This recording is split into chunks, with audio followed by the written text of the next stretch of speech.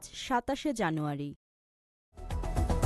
আসুন জেনে নেই ইতিহাসের আজকের দিনে ঘটে যাওয়া উল্লেখযোগ্য ঘটনাসমূহ। ১৭৮২ সালে ব্রিটিশ বিরোধী বিপ্লবী তিতুমির জন্মগ্রহণ করেন। ১৫৫৬ সালে দ্বিতীয় মুঘল সম্রাট হুমায়ুন মৃত্যুবরণ করেন।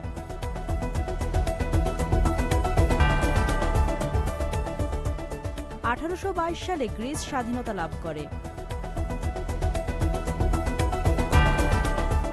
১৮৮০ সালে টমাস আলভা এডিসন বৈদ্যুতিক বাতি বাণিজ্যিকভাবে উৎপাদন শুরু করেন।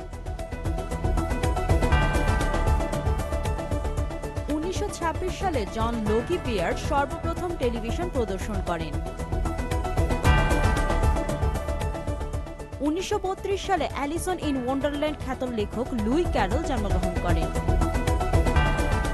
২০০৬ সালে ওয়েস্টার্ন ইউনিয়ন টেলিগ্রাফ ও বাণিজ্যিক মেসেজিং সেবা বন্ধ করে দেয়।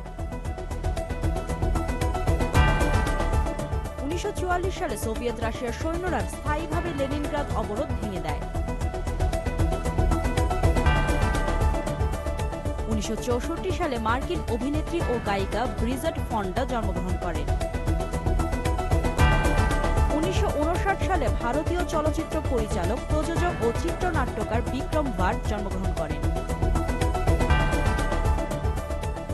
২০০৪ সালে বাংলা উইকিপিডিয়ার যাত্রা শুরু হয়।